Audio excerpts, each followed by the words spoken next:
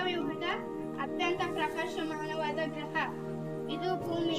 ಭೂಮಿ ನಮ್ಮ ಆವಾಸ ಸ್ಥಾನ. ಇದು ಮಂಗಳ. ಇದನ್ನು ಅಂಗಾರಕ ಮತ್ತು ಕೆಂಪು ಗ್ರಹ ಎಂದು ಕರೆಯುತ್ತಾರೆ.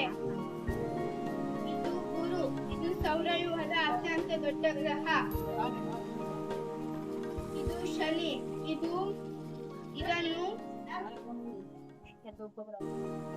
ಇದಕ್ಕೆ 2 ಉಪಗ್ರಹಗಳಿವೆ. ಯುರೇನಸ್. ಇದು ನೆಪ್ಚೂನ್.